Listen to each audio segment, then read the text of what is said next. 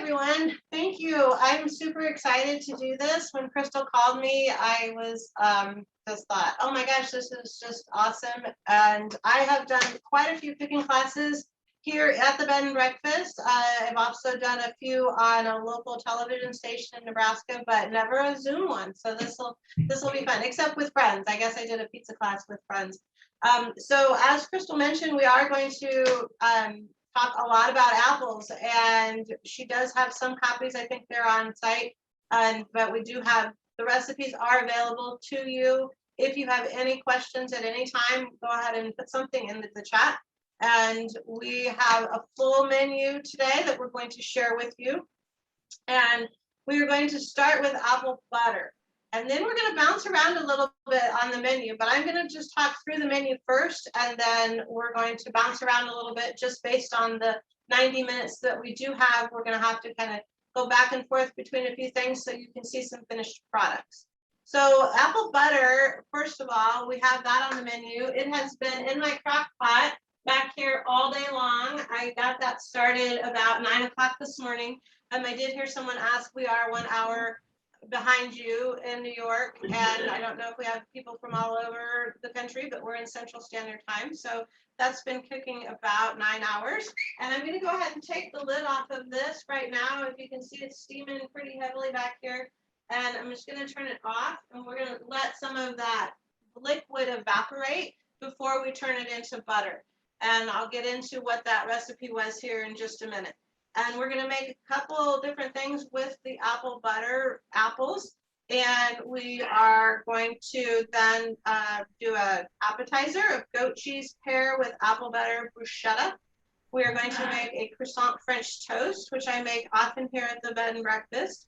And then we're going to talk a little bit about apple cocktails and mocktails. And we're going to make apple cider chicken, apple chutney over pork tenderloin, both of which are on my menus here at the Bed and Breakfast, an apple cranberry galette, which is our dessert. And then if we have time, we're going to hit a couple things for the kids. If we don't, they are included in your recipes. If we don't have time, and then you can make them yourselves. And always contact me with any information or any questions you might have. Okay, so first of all, we're going to talk about the apple galette. While the apple butter is doing its thing and evaporating, you need to let that do that for about 30 minutes, and then we'll get into that in just a minute. So the apple galette is really a rustic tart, and what we're going to do is make that pastry. And the pastry the recipe that we have makes a double pastry. So it makes two pastries. So what we did is we went ahead and made a pastry ahead of time, but we're going to show you how to make that pastry, and we're going to do that in the food processor. So I'm hopeful that you can all see my food processor over here. Everybody see that? You see the food processor? No. Just out of range. Do you want me to just turn this? You know what? Move it a little bit more. Put it into this.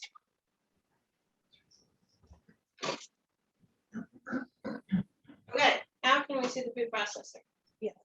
Okay, very good. So I like to use my food processor to make tarts and also to make scones. It's very handy to, I've already got this on here. Really, there we go. My helper helping. We got it really tight there. Okay, so what we're going to do here, and the recipe that I'm putting in here is half of what the recipe says, because we've already made half of the pastry. So we're going to start with flour, and we just use all-purpose flour in here. And then we have cornmeal. I have white cornmeal in the recipe. If that's available, use that. We don't have white cornmeal handy, so we're just using yellow cornmeal, which is totally fine. And then we've got some sugar and some salt. All right. And then what we're going to do is just pulse that really quick to mix it together.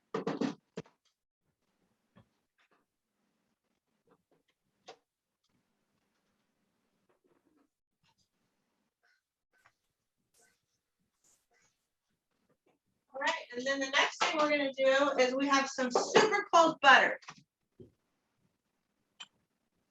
Okay, and that's in chunks here.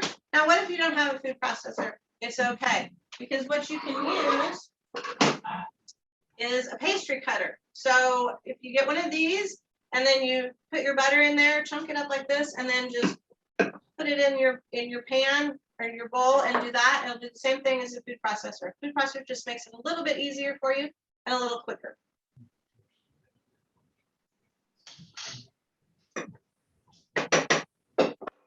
Okay, so we're going to pulse that quickly in the food processor until it kind of gets a little bit grainy. And then once we have that, then we are going to add, I'm going to do this mix here. We're going to put a little bit of sour cream in with some cold water.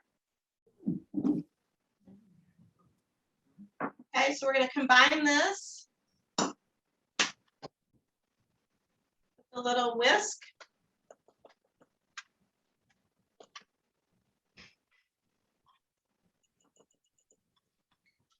All right, so I'm gonna toast my butter here first.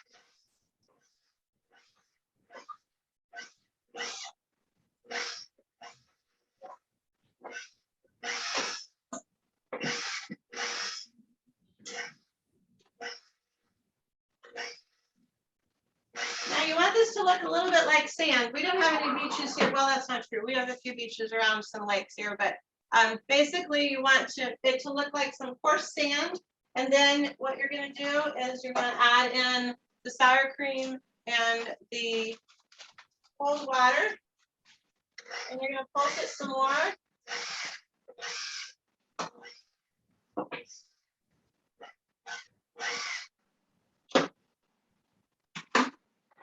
Start to come together like a dough, like a pastry dough. And pull your processor blade out.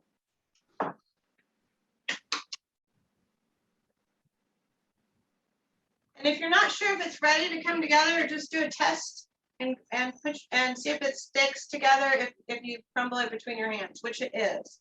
And so it's going to be a little bit moist, which is fine. And we're going to put out some flour onto our surface here.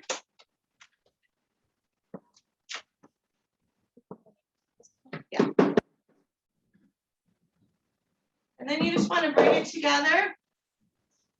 If you're not familiar with kneading, you just want to fold it over itself and then press it together until it comes together. You don't want to work it too much, just bring it together. It should come together pretty easily. And now remember, when you make this makes two. So this is one, and your dough, if you made it together, would be two of these. We've got this one already, because what you want to do is you want to chill this for about 20 minutes.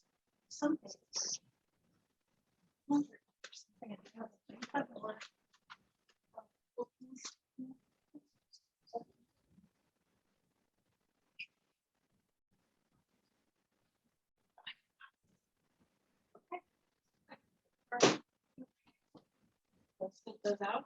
Sure. Okay. I put something in the oven and forgot about it. So Marty's going to take care of that. We were asking each other what was spilling. Yeah. Okay, so we're going to go ahead and make this fillet now. And so we're going to use a little bit of flour. I'm going to get this fillet dough going. So the fillet we're making tonight is apple and cranberry. Now, galettes are awesome. If you use this recipe for the dough, you can basically use it, put anything in it. If it's peach season, you can do that as well.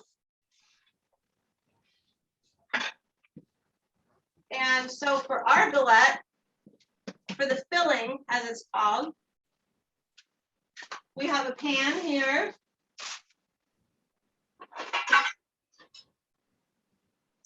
And we're going to put a little bit of sugar.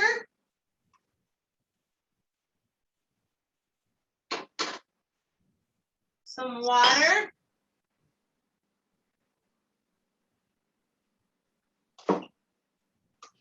Some honey.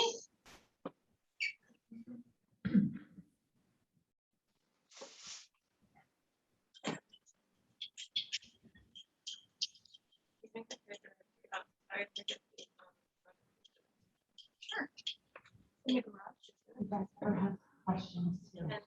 You know,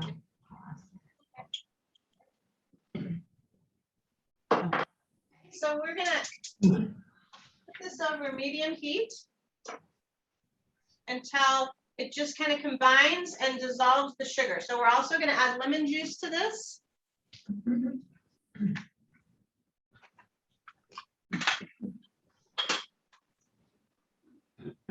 And then a little bit of cinnamon.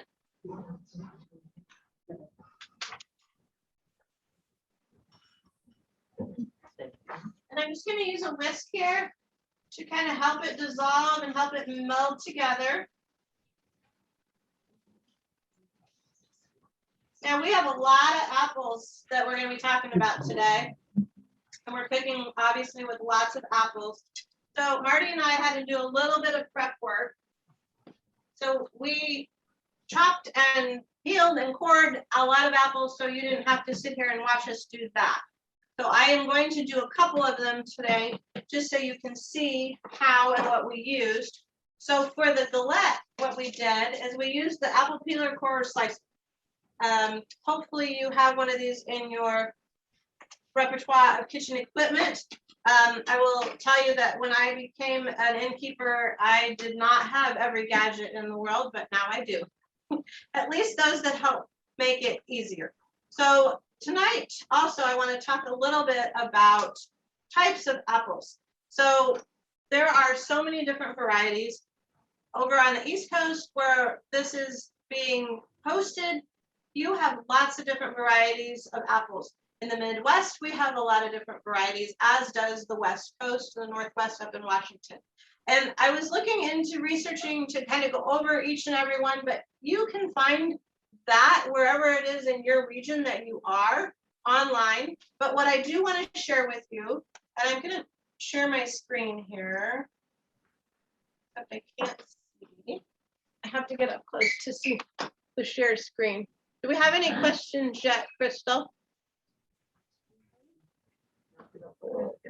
Nothing from in the room. Okay, so I'm going to share a screen here real quick and talk about the apple varieties. So I have two different documents here. Can you see this on my screen? Yes. Okay, great. So the one on the right, I really like a lot. I mean, they're both very helpful. But the one on the right is the spectrum of apples, flavors, and varieties. And it talks about them being from sweet to tart. The Granny Smith is the one that is the most tart. It's the one I like to eat with peanut butter. It's the one I prefer to bake with most of the time. Although, and these little handy icons here will tell you what they are good for, what's good for snacking, what's good for baking. And you'll see most of them are going to be okay for baking, but there are a few that they just don't recommend for cooking or for baking. And they're just much better, like the Red Delicious. That one is just not a good one to bake too much with. It'll be okay in a pie, but if you, the problem is it's too soft, and so it will break down too much, and it won't be able to hold its shape and its texture. So you can substitute the Granny Smith. Tonight we are using Jonathan's, Granny Smith's, and we're also using Honeycrisp.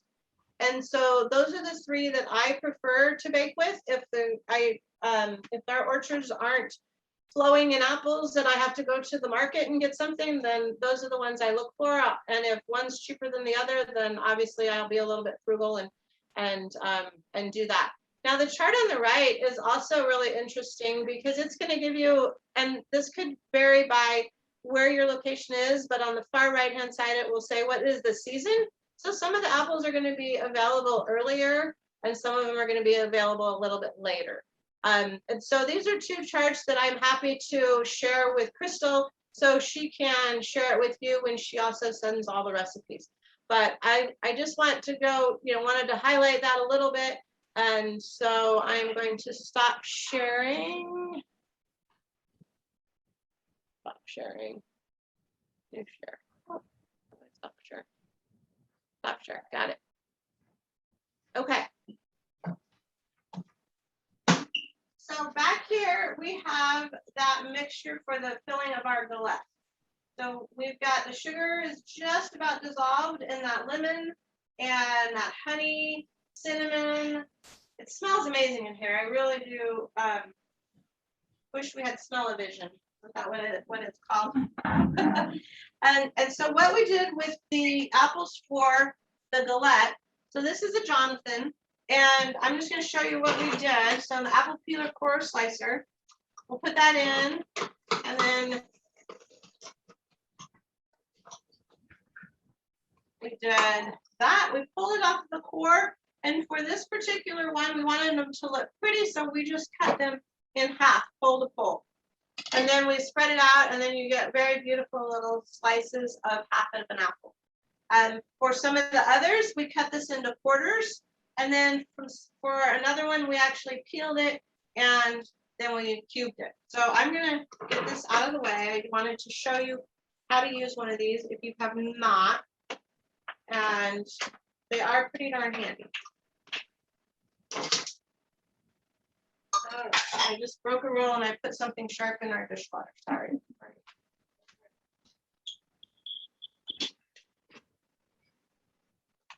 Okay, so now what we're going to do is we're going to add the apples into this, and we're also going to just let them simmer just a little while. So we have a bag of apples that like I said, we sliced a lot of these ahead of time, and we're just going to ease those in. Just to keep them, if you wanted to do this ahead of time and you want to try to get them to not brown, some of ours got a little bit, but we put some lemon juice in there. And lemon juice is probably in a lot of these recipes for that reason, but it is a great way to keep your apples from browning. And the lemon flavor does not take over the apple flavor. So we're just going to let this sit here for just a little bit. We've got it on medium heat, and we're going to let it sit for about 5 to 7 minutes, and then we're going to move those out, and then we're going to add our cranberries in. So these are fresh cranberries. Whenever I see them, I buy them by the bulk and I freeze them, because I was telling Marty at Christmas time, all the Christmas decorations come out and the cranberries don't come out soon enough in my mind, because once fall hits, I think we all want cranberries. So unless you live in Michigan, which I don't, so I suppose you could get them anytime in Michigan. And so what we're going to do with this galette dough, while that is working back there, we're going to go ahead and roll it out and get it ready. And it's going to be a little bit softer than a pie dough. You don't want it to stick. And it's a little bit softer than my pizza crust when I do that. So you have to be kind of careful with it. But the beauty of a galette is that it's very rustic. And so it doesn't have to look super pretty. So you can put it into whatever shape you want. And we have some prepared parchment paper here. And we're just going to lay it on the parchment paper. And then it will be ready to go when we're ready with our filling. Okay. So you can also make these into smaller individual size servings if you wanted to. And that way, if you have individual folks or a little tart, again, if you like the galette and the idea of it, then I think you'll really like this dough recipe, and you might find you'll use it often. All right, so I'm just going to clean up my mess here. Keep my station clean. And like I said, we're going to kind of bounce around, and that's just because so I could cram as much into this 90 minutes for you guys as possible. So we're going to bounce back over to the apple butter while our apples are doing their thing, getting soft.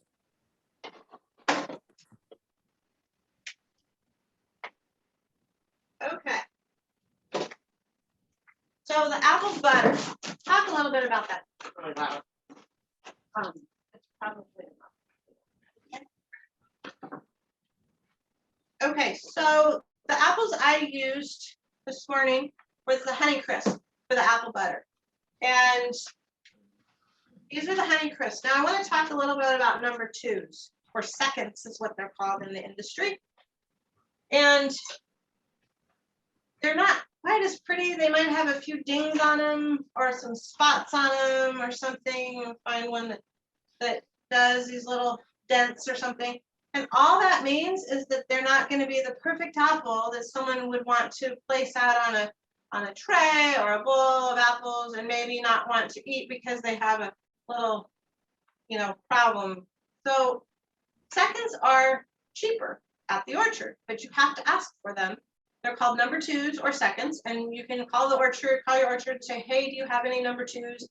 And we did have some number twos this week at our orchard, the Jonathans and also the Honeycrisp. They have another apple that was new to me, the Primavera apple, and they didn't have any number twos for that because they just started harvesting them, and they took what number twos they had and they made apple cider out of them.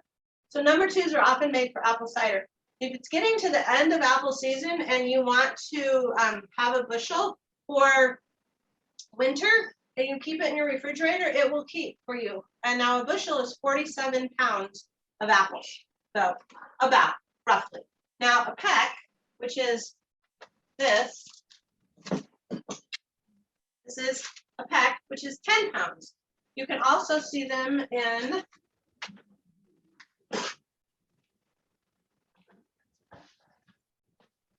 this way. So they might sell them different ways depending on the orchard that you go to. So I stopped by a couple of our orchards this week to get things and walked home with this pack. That was my morning exercise. So yeah.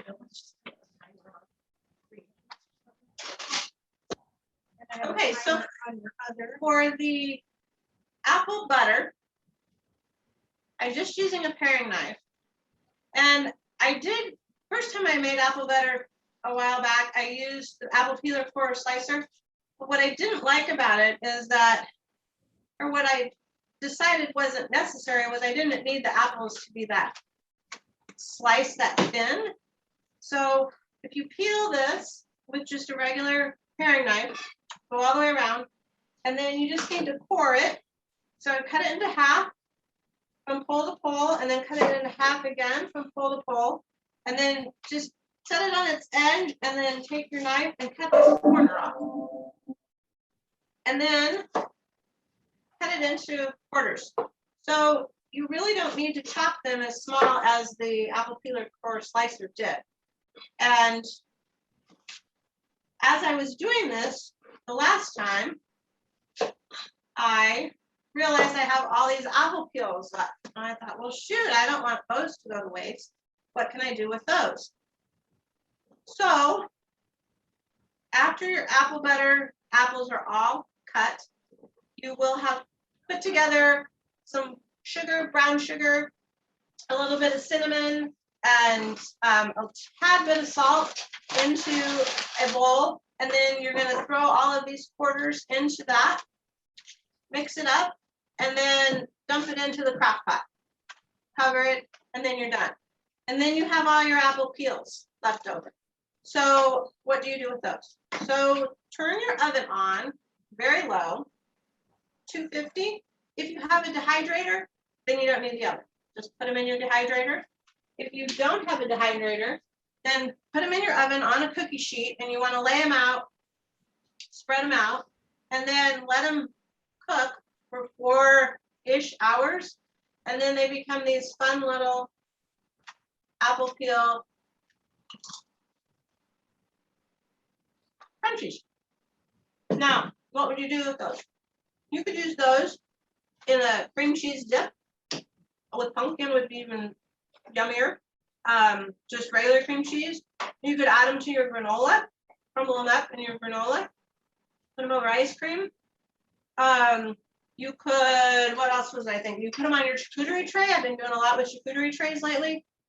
So some options. So if you don't want to waste and you want to be frugal, and it's just a great snack, just to eat plain. So, okay. So our apple butter sat in the crock pot, smelled up the house. It's an amazing air freshener for your home at any time.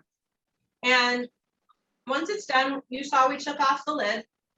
All of the evaporation, not all of it, but a lot of the liquid evaporated.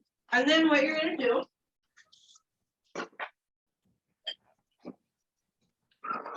you're going to add a tablespoon of vanilla. Then you're going to immersion blender. Okay, so if you don't, oh, a little bit of nutmeg too. Sorry. Nope. Tablespoon of vanilla. That's it. We already put the nutmeg in. And then you're going to use your immersion blender. You have one.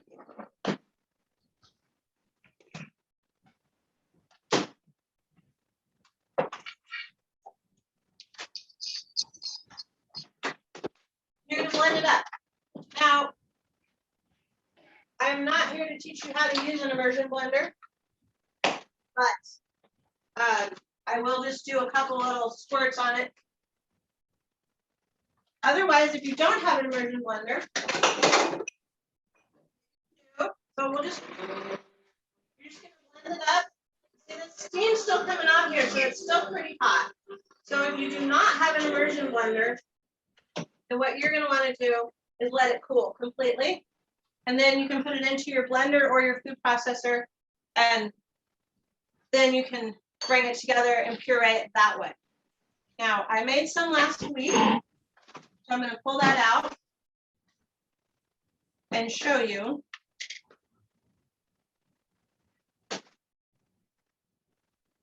And it's just a beautiful, beautiful butter. Marty, maybe you can hold this up close to the camera.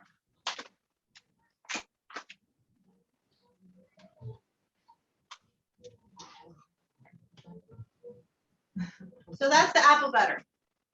Now, it is delicious a lot of different ways as well. And we're going to make an appetizer here in just a minute with that. But first, I'm going to get back to my apples over here. I'm going to put these on a plate. Marty, we need a plate. I don't.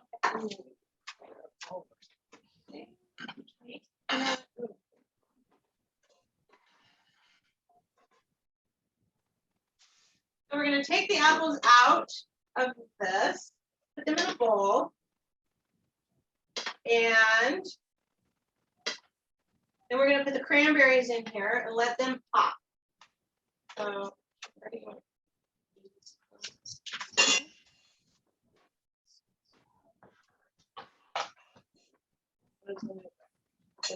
just going to take care of that while we get started on some appetizers. So our first appetizer we're going to do with the apple butter is a goat cheese and pear bruschetta. So we have toasted a little bit of bread here, and this is such a simple appetizer. Totally impress your friends.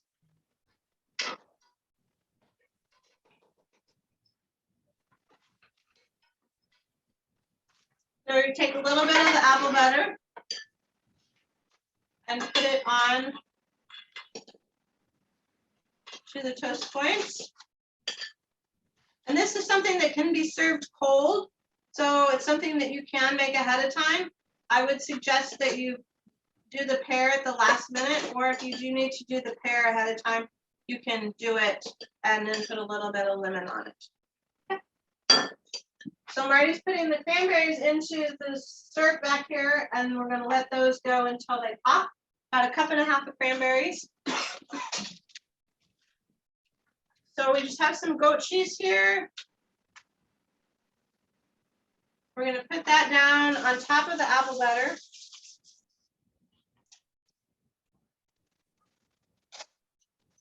That first tray that I almost threw. Do you like another one? Or whichever one.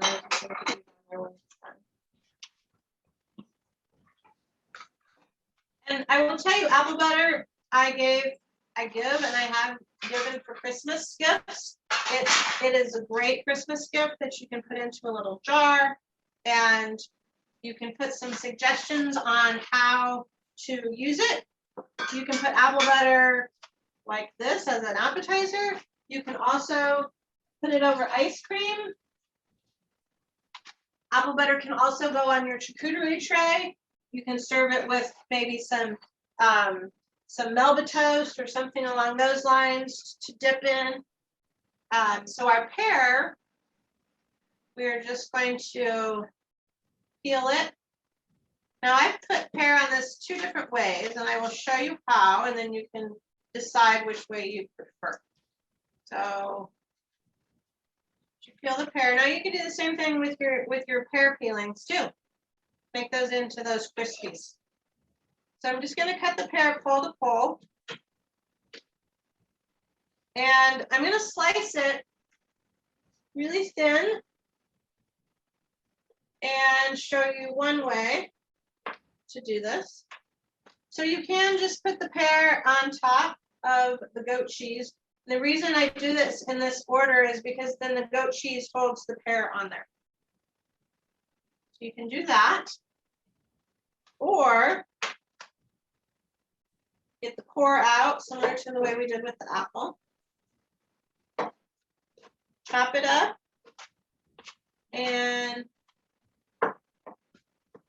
I like to chop it dice it pretty small.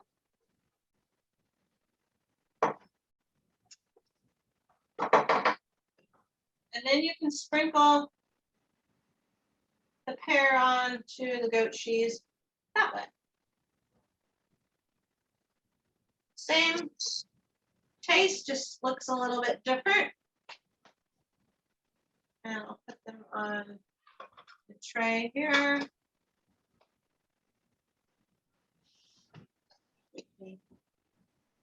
See the difference of them, and I can hold this up there, Marty, without spilling it. And we're happy to take some photos, and we can include those in the instructions that come with you. Depends on the apple butter. That kind of rounds up what my apple butter ideas are, and I'm sure there's plenty more uses. Actually, that's not true. We have a croissant French toast we're going to do with apple butter. But what I want to do first is get my chutney going, and I also want to get this galette finished and get it in the oven. So our cranberries are in the back here, and they're just about starting to pop. What I'm going to do is I'm going to go ahead and load up my galette. And when you do a galette, we're going to fold it over top of the corners. So you want to leave about 1 inch out here on the outside of the dough.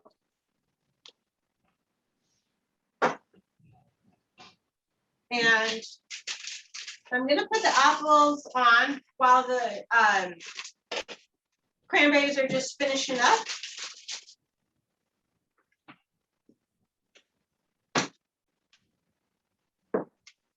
And so again, we have enough apples for 2 galettes, so that's why we have so many here. We're not going to put all of them. So if you had 2 of them, you would spread them out equally between the 2.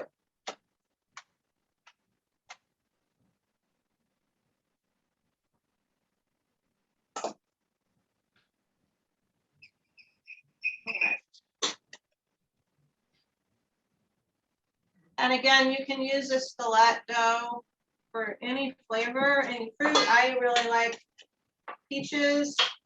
You could add pecans or nuts if you wanted to. Sprinkle those in here as well. Pecans and apples go together really well. All right, so you can see I'm leaving about 1 inch of dough around the outsides. And now we're going to put these cranberries in.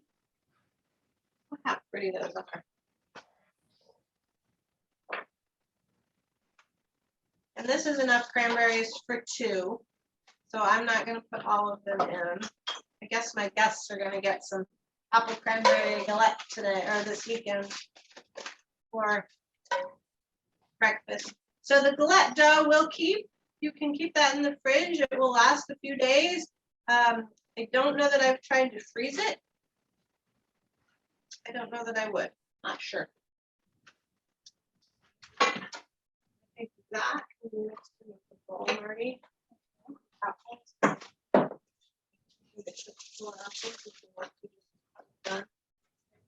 Okay, so now we're going to pull from the edges. You can see here. I'm going to pull the edges over. And again, it can be super rustic.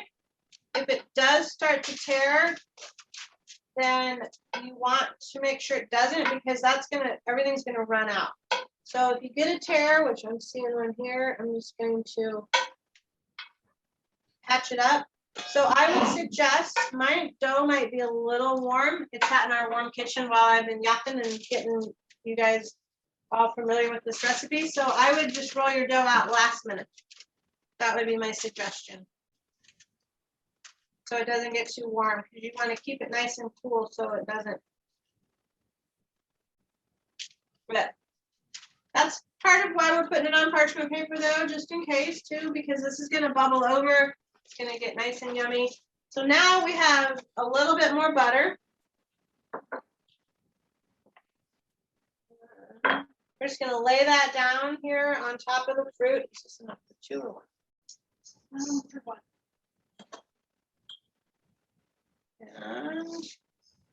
And then we're going to dust the outside of the dough with some sugar. Again, my butter is melting a little bit. That's all right.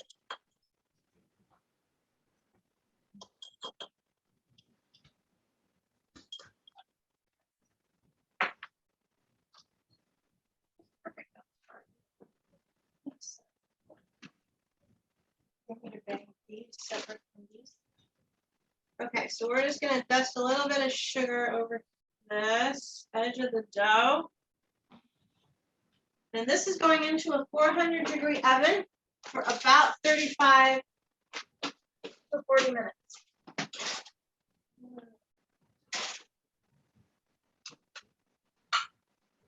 Okay, any questions on the galette at this point? No. Very good. Can everybody hear me okay? Can everybody see what's happening okay? No. Excellent. All right. So we're going to move on to the chutney.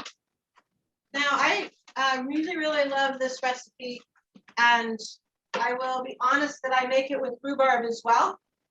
I do that a lot with different recipes. I have a coffee cake that's on my website. We're not covering that tonight, but I'll still let you have access to that. It's on the website. And I use apples, rhubarb, and zucchini in that coffee cake recipe. So sometimes if you find a recipe for something, then you can use it for something else. Okay, so my chutney recipe is a little bit spicy. If you like spice, if you don't care for spice, then just tone down your cumin a little bit. And you don't have to put as many crushed red peppers in there either. So we've got a medium saucepan over here. We're just going to cook up the rest of these apples while we have that going. Okay, so here are the ingredients that are going into our saucepan. We have brown sugar, cup of apple cider vinegar, not apple cider, this is apple cider vinegar, and usually you need to shake that up. Sometimes it's unfiltered, and that's okay. You're going to put that in with the brown sugar. This is another one that just it smells wonderful while it's cooking. I'm going to skip over the minced peeled garlic just for a second. So here I have a tablespoon of ground garlic. I have some cumin, cinnamon, cloves, and I also have a little bit of crushed red pepper, and all that's going to go in.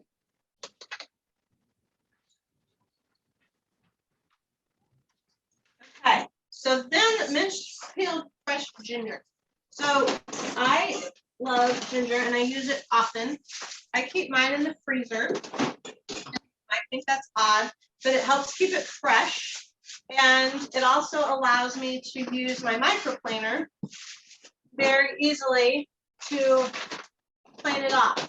Now, when you get your ginger from the store, you can use the back of a spoon and you can peel it down. So when you're ready to pull it out of the freezer, then you've got some already exposed and you can just go right at it. And so this calls for about a tablespoon of minced fresh ginger. And this microplaner is one of my favorite tools. I use it for garlic, I use it for orange zest, I use it a lot for ginger. I make a lot of stir fry around here. And I've got to get noisy here for just a second, so hold with me. A little elbow grease in here.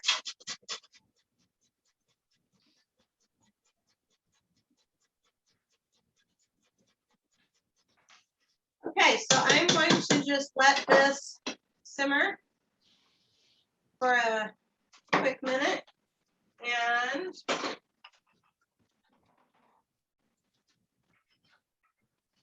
you can tell that we don't have a professional kitchen here. So you can make any and every one of these dishes in your home kitchen. This bed and breakfast is in an 1878 Victorian old farmhouse. So we make do with our space. And when I did start doing cooking classes, I had this island built, which has been just wonderful, but it still gets kind of tight in here, but we make do. Okay, so I've got that over medium heat. I'm going to put the ginger back into my freezer. And then we're going to get out our pork tenderloin. Oh, no, not yet. Got to do my onions. Sorry.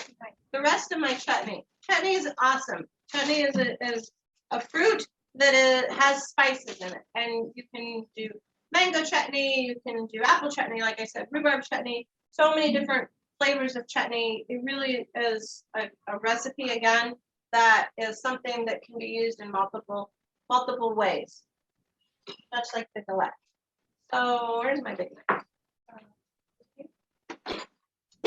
Okay, so I'm going to chop up about a half a cup of generous red onion. And so when I chop my onions, I'll give you my quick onion tip. Cut off the non-root end, peel it, and then you can cut through the root, and that's going to hold it together on the end. And then you're going to cut from the root out to the edge of the apple, or excuse me, onion. You've got apples on my brain. And then cut crossways back towards the root. We'll do that 4 times, and then cut down, and then you've got dices. And so that's just the quickest way to get diced onion. And I like a lot of onions, so this is a very healthy half a cup. I'm just going to go ahead and finish this one off. Okay. So once these 8 ingredients have come together and the sugar has dissolved, which is very close to have done that. Oh man, this just smells amazing. Sorry. Then you're going to add in the apples. My goodness. You're going to add in the onions and the apples. Where did I cut me out? Over there. So again, like I said, we did some things ahead of time. So we have chopped up apples, and we had 4 cups. 4 cups, yep. We'll put that in there. And then we also have a 1/3 cup of tart cherries. You can also use raisins if you don't have any tart cherries, or golden raisins, really just any kind of dried fruit.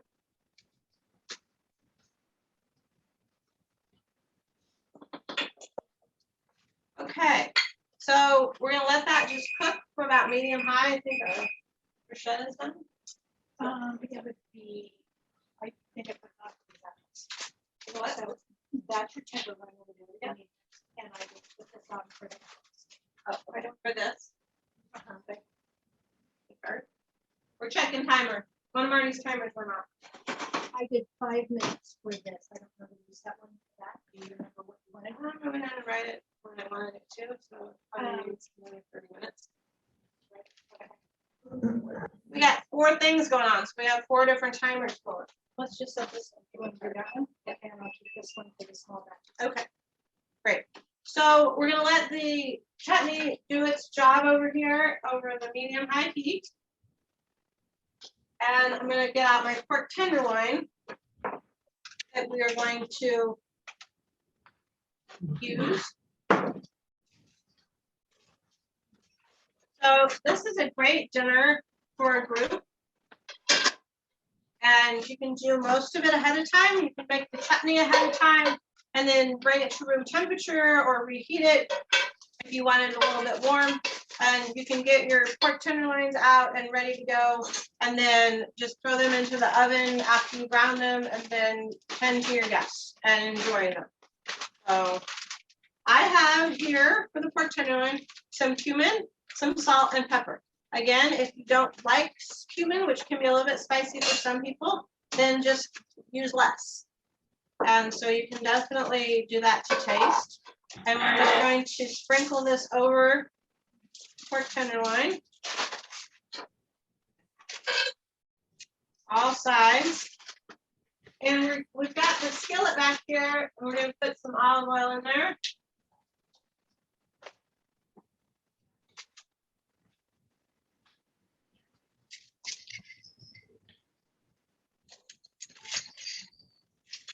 You want to cover this best you can on all sides.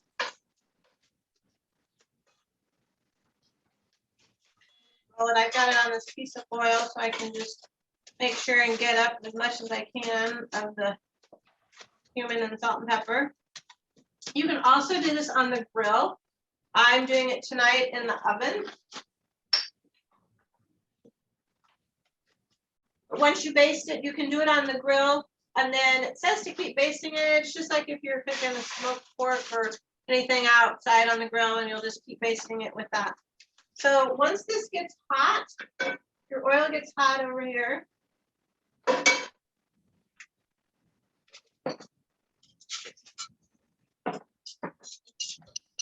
Take your tongs.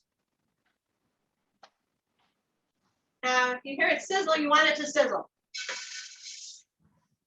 You want it to be hot. You don't want to put your meat into a cold skillet. And then we're just going to let that go, and we're going to turn it. We're going to brown it on each side.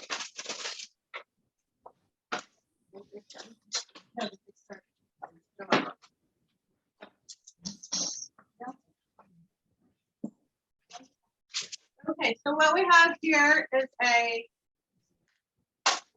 pan with foil, and we have sprayed it, and we also sprayed this wrap. So this is where we're going to put our pork, and it's going to go into the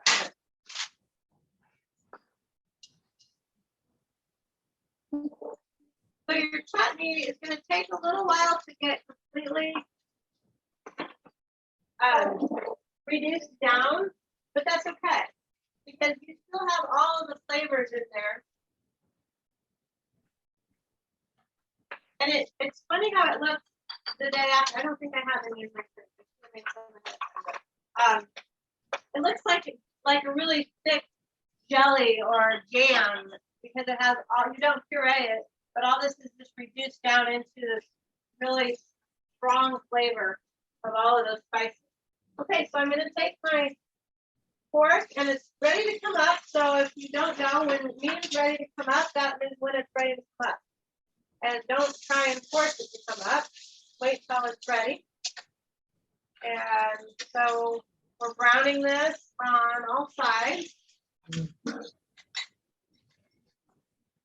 Sometimes the challenge can be with pork tenderloin is that one might be a little thicker than the other one. So you just have to watch it once you get it put in the oven or if it's on the grill. And I like to cook my pork tenderloin to about 145, which is a little pink, and that is safe, and that's okay. And it will maybe cook a little bit after it, take it off of the grill or out of the oven. So that one's ready to come up on that side. So we're gonna make sure to get all four sides, which can also be a little balancing act sometimes in the skillet.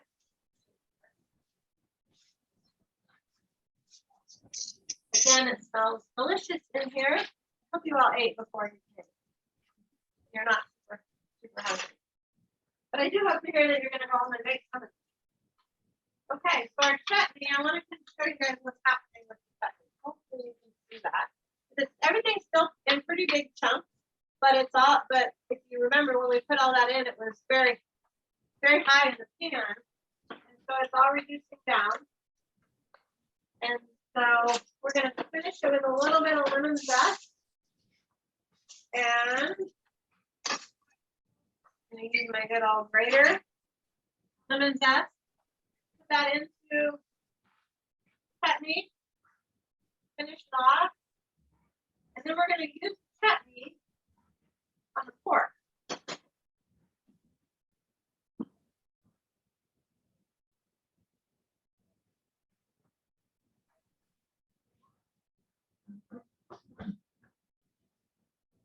Again, the microplaner has so many.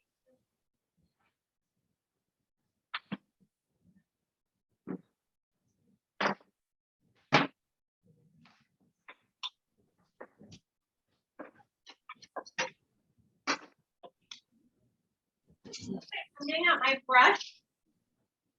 And so I'm going to take the brush and I'm going to glaze it over the pork.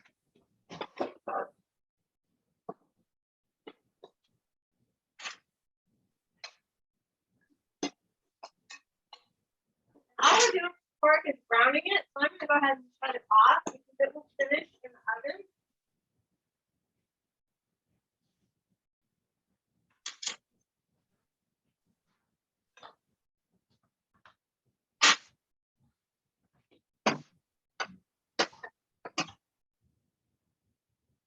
Okay. Now you could just put it in the oven in this pan, which I have done before. But before I remembered I've done that before, I had Marty go ahead and prepare this, so we're going to use it. And what this also allows to happen is that the pork can cook from underneath as well. So it's airing it throughout the whole loin. All right, I think we're done with this. We're going to put the pork into the oven, also at 400 degrees.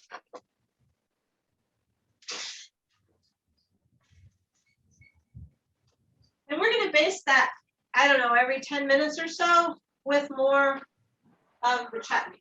So we're just going to let the chutney do its thing over here on medium-low heat, and it will be fine just while we go ahead and baste that. So, all right, how are we doing on time? The let's should come out about the same time. Okay. So the galette is about to come out. We're going to check the galette. Let's do that. I think you said that the last.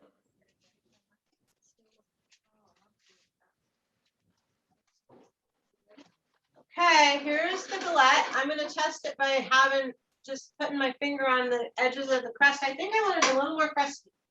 So not a lot more, just a little more crusty.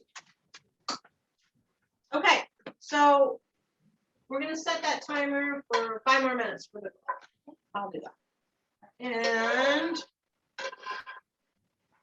now realize that we are doing so many things and back and forth to different things. So if you're just making the pork tenderloin, you're not going to have all these other things going on. You might have the galette in the oven if you really want to do a whole apple meal. I would serve the pork tenderloin with some green beans or some asparagus sprigs, green beans almondine. They'll give it some nice pretty green color. And then I love to do a sweet potato with my pork tenderloin as well. And I do those on the grill when I'm doing them on the grill. So the next thing we're going to talk about is apple cider chicken. Okay, so what we have is 2 boneless, skinless chicken breasts, and we pounded them down to be just the right, all be the same thickness. That is super important when you're working with chicken. And you want it all to be down at the same thickness, so then it all cooks together correctly. And so we're going to heat a little bit of olive oil in the skillet. I'm not going to save that. Right? I think so. I just a little bit off. Because it's going to be nice and sweet. Okay, so our chicken.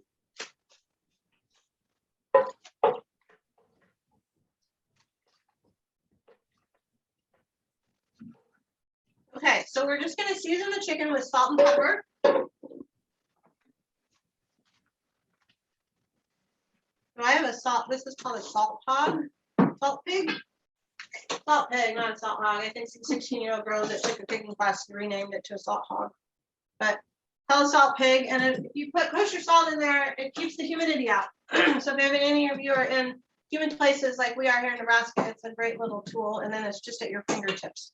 So this was pork, so I'm going to use chicken.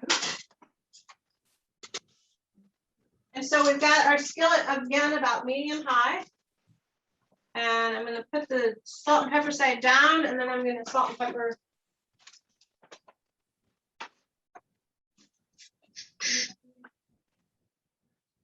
Salt and pepper the other side, and that was a Chinese, so I don't know what that is.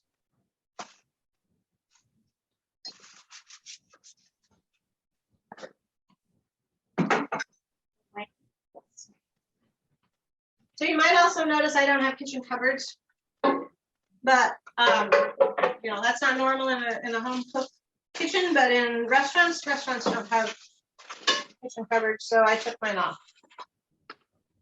Horses is to keep them a little clean, and then if I ever do sell the place, I have the cupboard that someone can put them on if they want to. Okay, so we've got salt and pepper, and for this one, it calls for 2 Granny Smith apples, peeled and thickly sliced, and then a 1/4 cup of shallots. And so I wanted to show you this tool if you don't have one of these. This is another apple tool. It's also a pear tool. This is a Honey Crisp. It's a large Honey Crisp. I think it's about 2 apples. So we're gonna go with this. I think it's enough.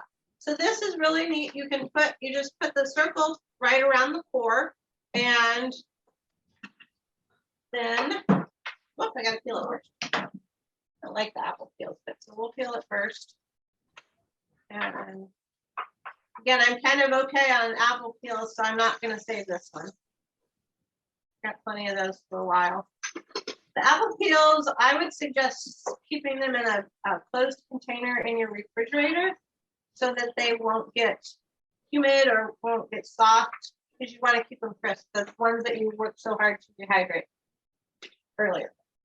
Okay, so now that you have this peeled, and you take your handy tool. Now I've seen it where these have a dial where you can get one. It actually dials it to a different thickness. I just have this little one. These are great for apple snacking if you just want an apple snack. Most of the time you get all the core, which is really nice. It says thick, but I think I'm going to half this. And so this is going to go in with the chicken. And so I'm just going to have each of these slices. Marty, you want to grab that? And let's put that over here. Hot oven behind me.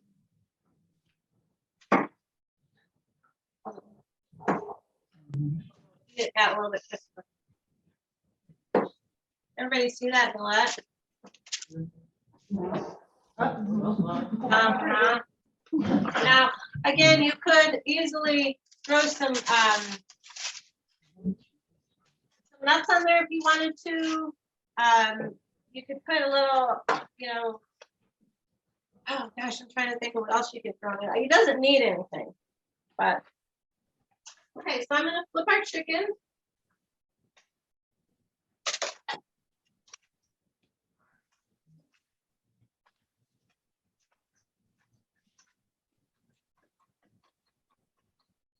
And while that's doing its thing, I'm going to go ahead and baste our pork.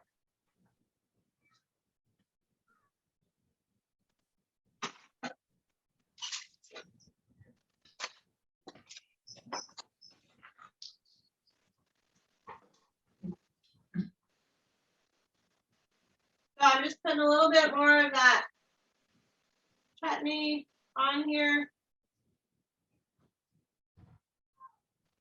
I'm going to turn it.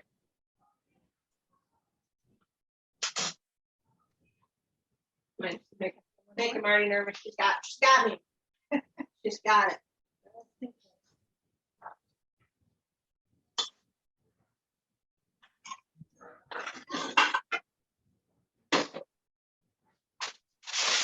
Put that back in.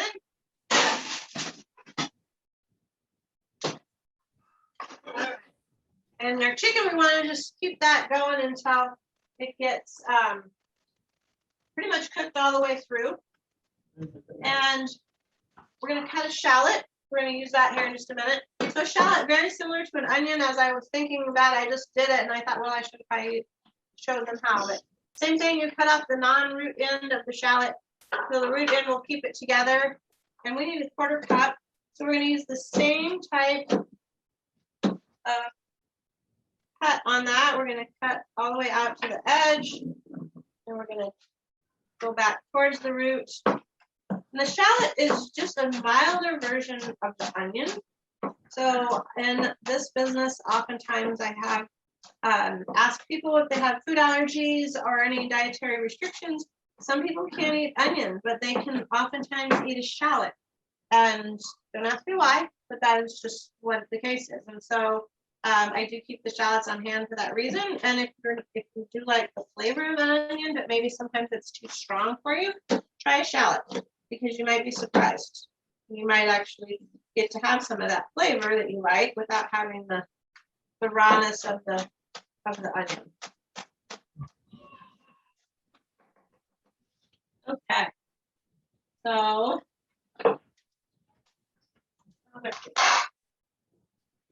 we have that sour cream somewhere. We put it back in the refrigerator, I think. This chicken recipe is pretty darn simple for evening. You know what? Grab me that first.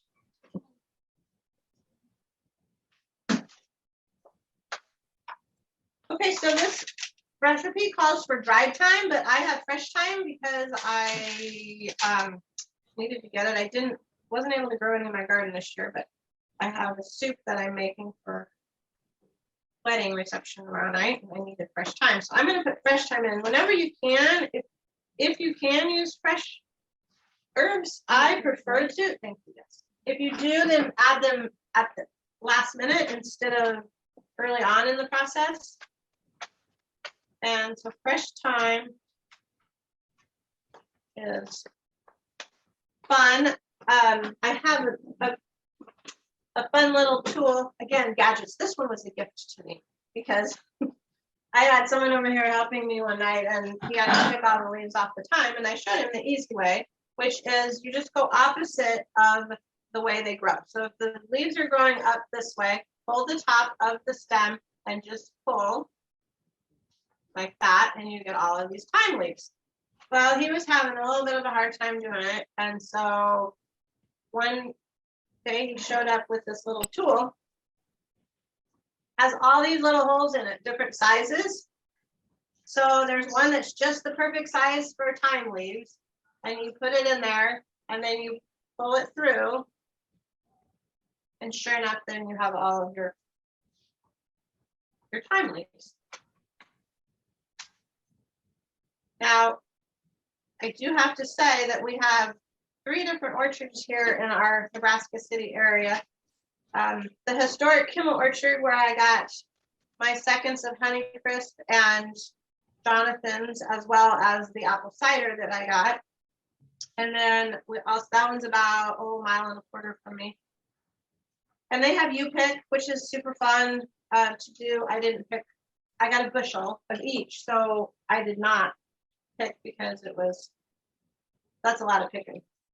And I've almost gone through that whole bushel of Jonathan's. And then this morning I stopped by, I was out on my walk, and my friend that got me this, which is helping me to remember, got me a peck of that bag that I showed you. And they had Fuji's, and they had oh my gosh, what else is in there? He told me the Honey Crisp were in there again, and then the Golden Delicious, and then the Red Delicious, I think, and the Granny Smith. So that was the pack, and so I'm very, very spoiled.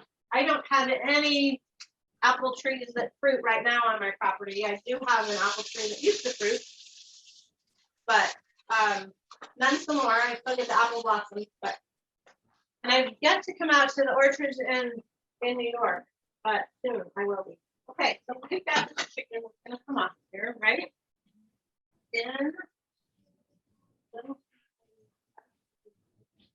it's oh yeah, that's great.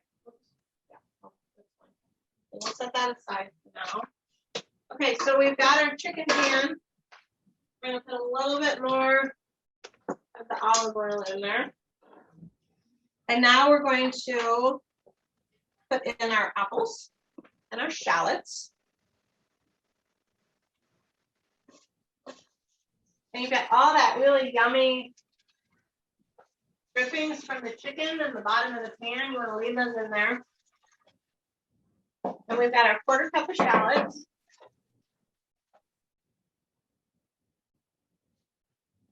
Okay, and we're going to put in, I'm going to put in about half of this time. Then I'll add the rest just to I guess.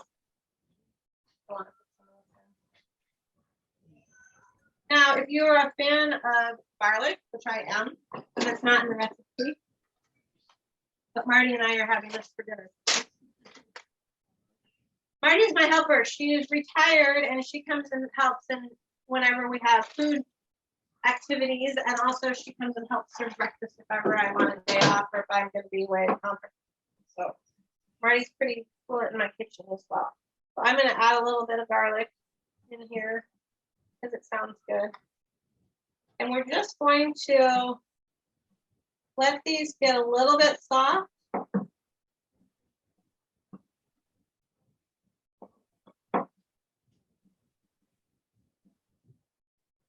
And you'll put the garlic in later, so it's not going to burn. So we'll add that later now. I'm a shaker.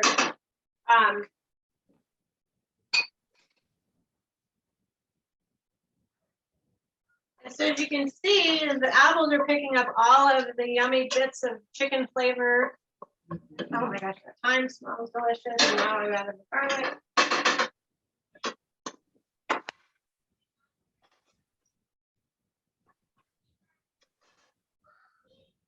Okay, now we have some chicken broth and apple cider. And so we're going to throw in apple cider, and that is not apple cider vinegar, that's actual apple cider. And then we're going to throw in some chicken broth. And we're going to bring that to a boil, and it's going to gather up all of those yummy bits of everything. Hold on. It's delicious. I have a neighbor showing up. I'm on live. She bring me my library book. That's what happens in small town Nebraska. Come say hello, Denise. Just say hello. These guys are on Manhattan Island or Long Island in New York in the library. Oh, this is a librarian, so we're doing a library show for them. Awesome. And she's getting home delivery from her personal librarian. Yeah, see how awesome is that? I don't know if y'all do that, but it's great. Thank you, Denise. I signed up for your class next Tuesday. Okay. You just never know who's going to swing by the bed and breakfast. Okay, so then we're going to let this go for, about 2 or 3 minutes more until the apples are soft. You don't want them to be completely soft. You want some texture. I'm just going to cut into them to see how they're doing.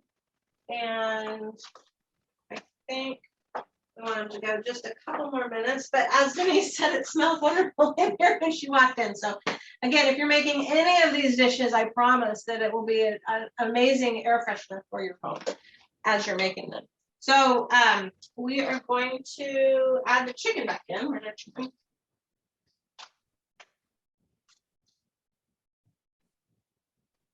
those. And now, this is a healthy recipe. You'll see that I got some of my recipes off of Eating Well. I love Eating Well. Give them a plug right now. But if you wanted to, you could, instead of the chicken, I'm gonna use that to display it. Oh, I'm gonna wash it. Is it like partially cooked? But anyway, I lost my train of thought. You could also use white wine instead of the chicken broth if you wanted to. And we're gonna let that go there. Just a couple more minutes. I'm gonna check my pork. Looks like we have about 5 minutes left on our pork.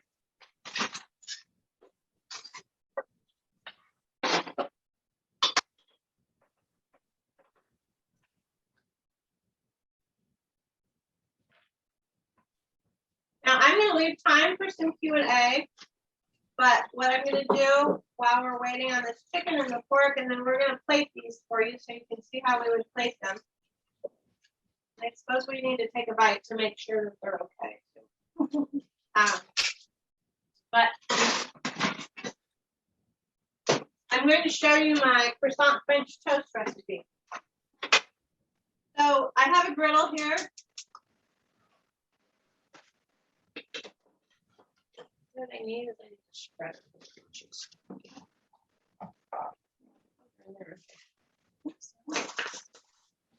Okay, so I have had a croissant sitting back there, kind of drying out a little bit, like you would with any sort of French toast. And I'm going to spread some cream cheese on it. This is on the menu for tomorrow, by the way. And then I'm going to spread some apple butter on it as well.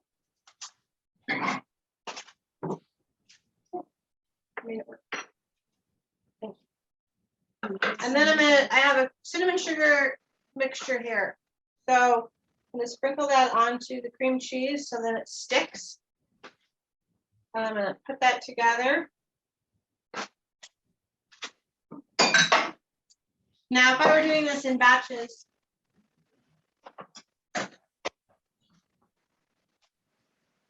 obviously I would use way more than one egg, but I'm going to make just kind of a custard to soak the French toast in for just a couple minutes.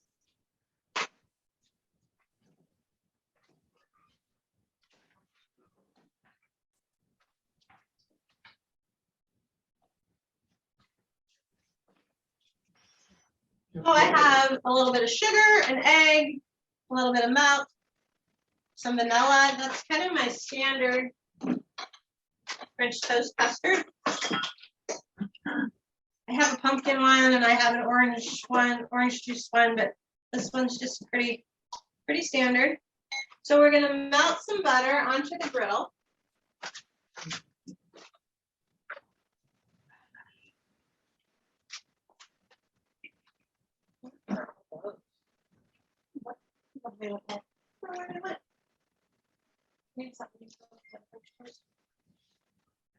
How about a plate with a little bit of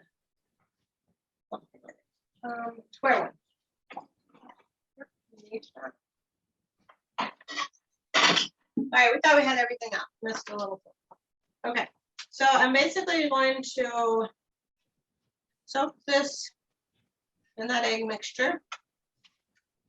And if I'm making this for breakfast, I usually soak it for about 5 minutes-ish. Croissants are pretty, a pretty flaky dough, so you don't want to soak it too long or it will fall apart.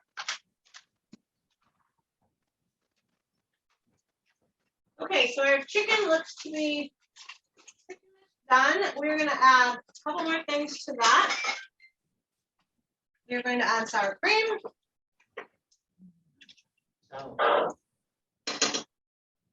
And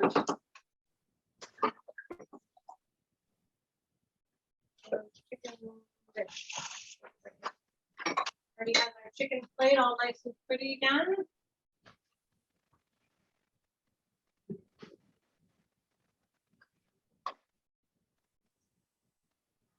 We done. Then we're gonna stir the sour cream in here, give it a little bit of creaminess. We're gonna add a little bit more thyme in here. parsley. So I don't know about where all you guys are, but my herbs are still alive. I've still got them. Have had beautiful weather lately and for fall, but we're close. Everything. I'm trying to save as much of it as I can for the winter. It's done.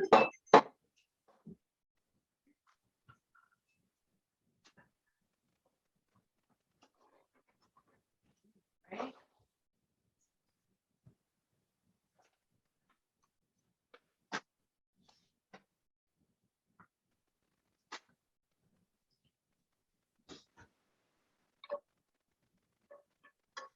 Okay. There's the pork. Nope. Chicken and apples.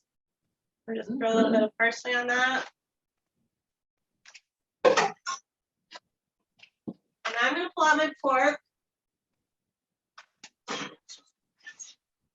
And I'm going to let this sit for just about 5 minutes. We got 10 minutes left. Oh, she's got the chicken up there. Good job, Marty. I'm going to let that pork rest or else all the juices will come out. So you want to let that rest for just a minute. And we will fry up our French toast.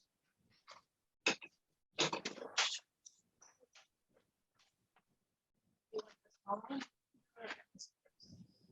I have my griddle about medium high. And if we had more time, I would go ahead and flip it over again, but again, you don't, the croissant is so flaky that you don't need to let it sit that long. As you can see, it's sizzling away. And okay, do we need to taste something, Marty? I feel like we should taste something so we can let them know that things are okay. Let me get us a fork and a knife, maybe. Out.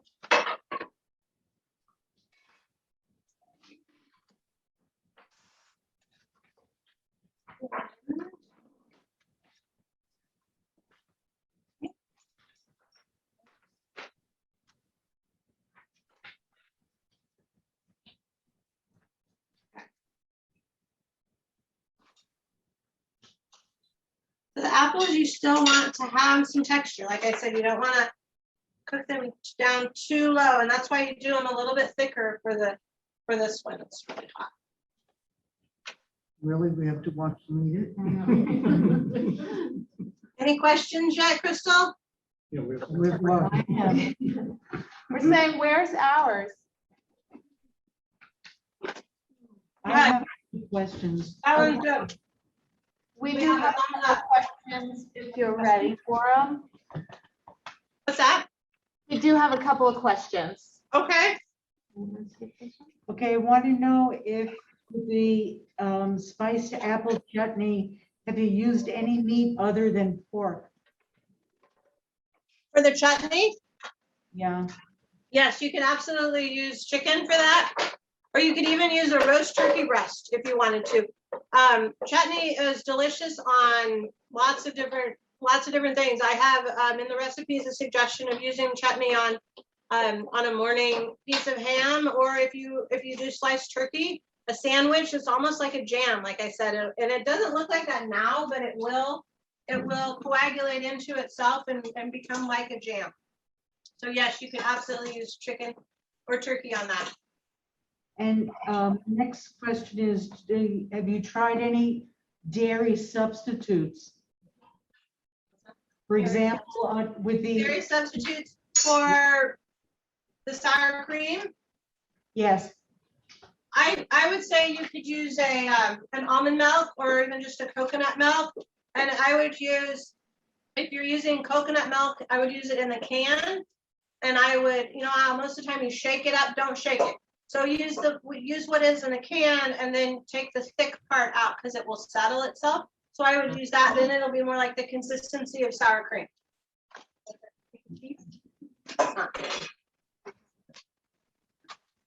Right? I don't think you can do any substitutions for cream cheese.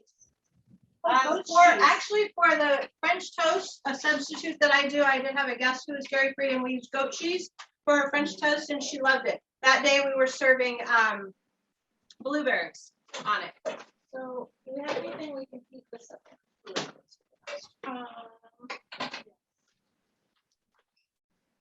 So half of my French toast, I serve different types of fruit compote.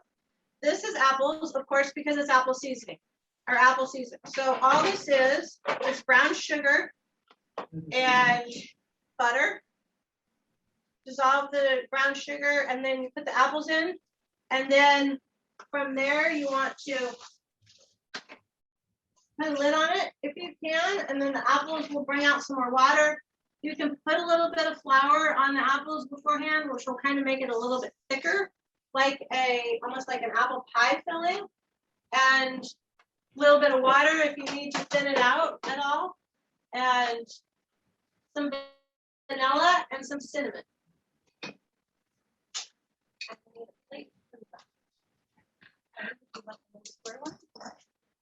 Yeah, what the white?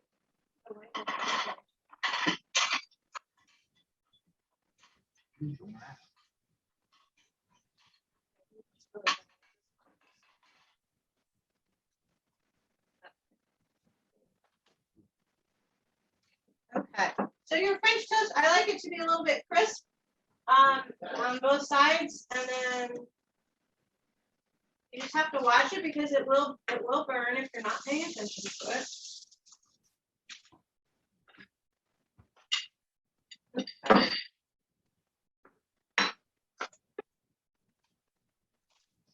I usually use a serrated knife to cut the French toast.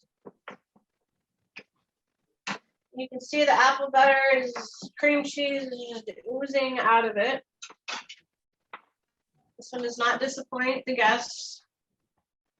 And then we'll put a little bit of this on there.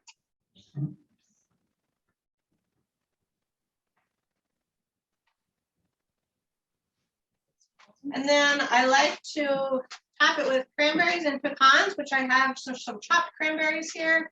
Sprinkle that on there for a little bit of texture. And then the cranberries, the dried cranberries, give it a little bit of color. And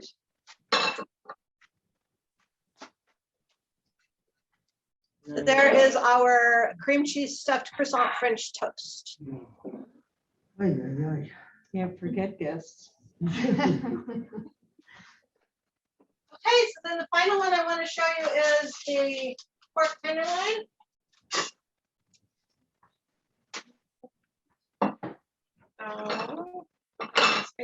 We're not going to get to cocktails, which I have 3 fun cocktails in there for you guys. I'm sure you can follow the instructions. Marty and I weren't sure if we should actually have the cocktail while we were doing this anyway, so we thought we better not. Work first. Work first. Cocktails while we clean up. So this pork is cooked just perfectly. Like I said, I like it a little pink. Some people still don't, but the folks who say and what's important is that pink is okay. And so we have our chutney then.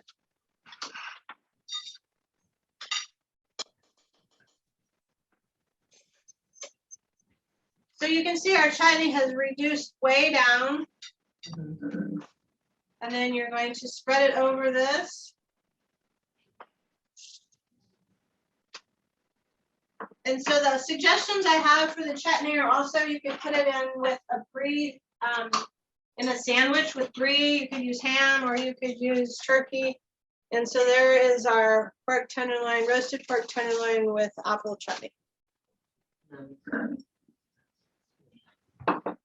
Okay, that's all I have, unless you want me to spend 2 seconds showing you about one kiddo apple thing, which is candy apple on a stick. Straw, please. Left. Melon baller, apple. Stick your melon baller into the apple.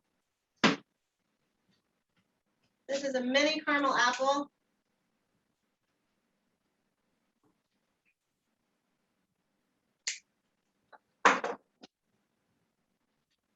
Put it on a straw, Do a mini caramel apple, put it in a little caramel sauce, or you know what I'm gonna do? I'm just gonna dip it in this apple butter, because that's right here.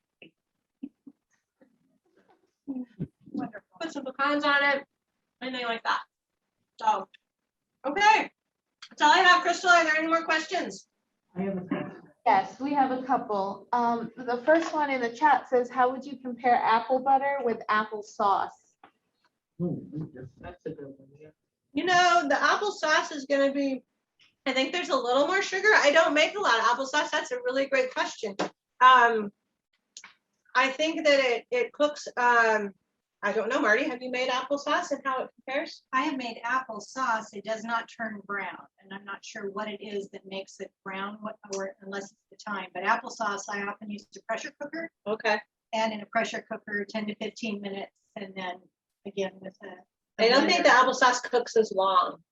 And maybe a little more sugar. Great question. I should have prefaced this with, I am not a trained chef. I am a person who loves to eat. And so therefore I just love to cook because I love to eat. So great question. I'm gonna go figure that one out because I don't know the answer to it. Anything else? Yes. How many people does she cook for a day or At the end. at the end? Oh, at the end, how many people? Yeah.